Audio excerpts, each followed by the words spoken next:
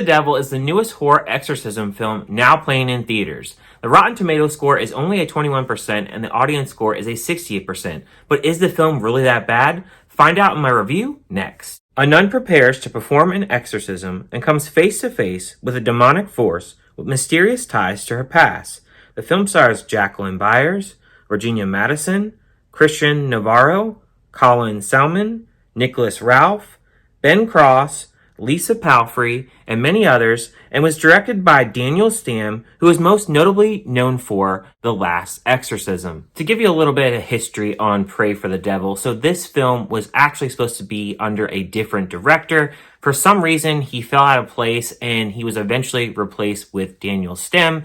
And this film has also gone through a couple of different name changes. It was originally called The Devil's Flame, and then it was The Devil's Light. And I saw the trailer for this film about 2 years ago. I seen the trailer twice in the theater, and it was never actually leaked online.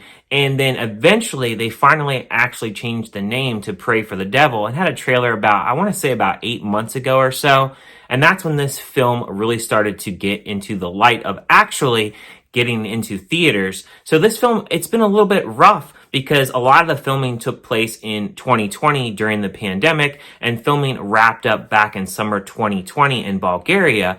And the cast has been intact the entire time. It was just the whole initial switching of the director. So the film has had a little bit of a rough start actually getting off the ground. But I actually really did enjoy this film. A lot of people are really having a lot of hate towards this film, calling it generic, comparing it to The Exorcist.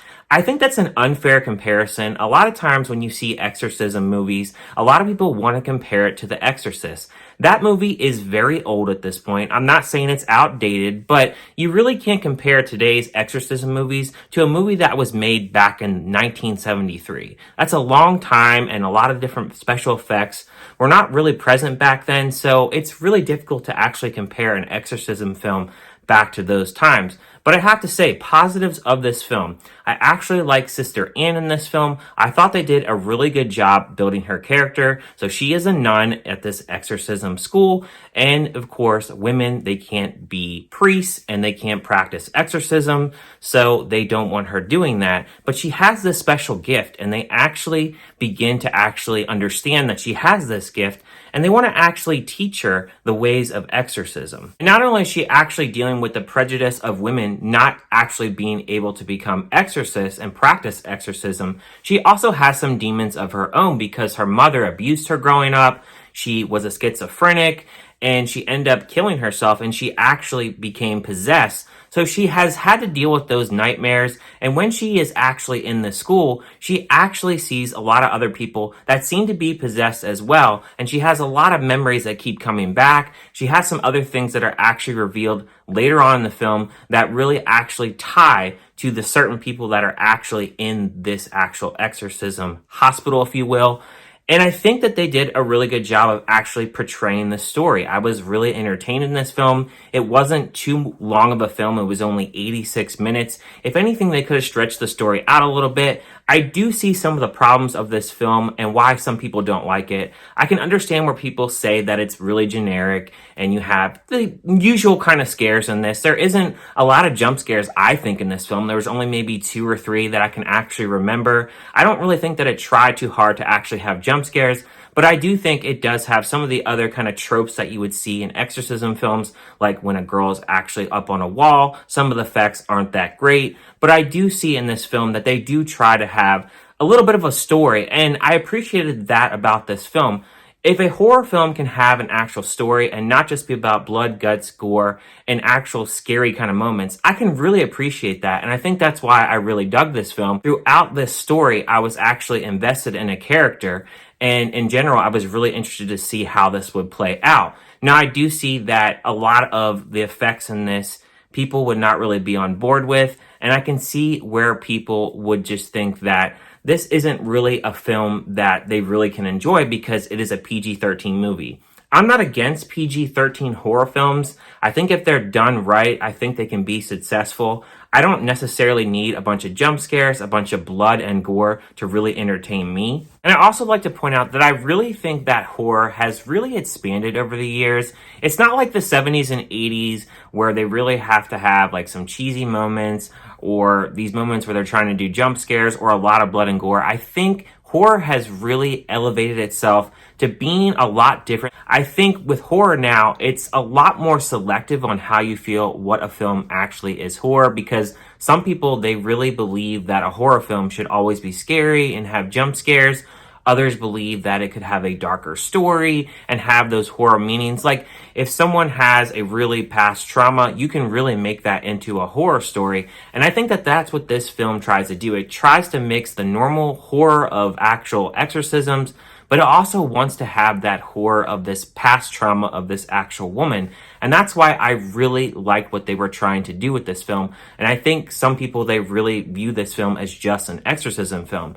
But I do have negatives about this film. And I have to say that some of the characters in this film, they're not that stretched out. I thought that Virginia Madison, she was the doctor that Jacqueline Myers, Sister Anne's character, actually spoke to about her past traumas. There's like 3 or 4 scenes where they have her in this, and it just feels like they just keep shooting the same scene over and over, and she really doesn't have any advice to actually give this woman. So I thought that she was a waste as a character. There are other characters that could have been stretched out more. Father Dante, I thought that he could have been a lot better and a little bit more stretched out. I did like him when we got him on screen, but we didn't get enough of him, and I thought that that was a little bit of a misfire. I also thought that the lighting in this was not very good at points. It's too bright, especially when they're in a room and they're shooting a scene and you just have all this sunlight coming in.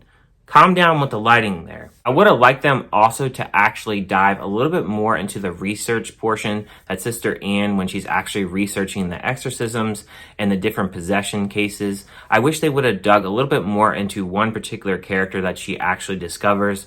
I would have definitely had a lot more interest if they would have actually dove a little bit more into that aspect of the story. I think also some of the hallway shots during the actual school, when Sister Anne is actually looking down the hallway, I think they could have had some, maybe like some jump scares or something a little bit more creepy, or something with along the lines of like the score or some type of music to really amp up, because I feel like at points in this film they could have used a little bit more score and a little bit to really amp up the film a little bit more. But overall for me, I really did actually enjoy this film. I think that if you can really overlook the fact that this film is not really too much of a scary film, it does have those tropey elements with exorcism films.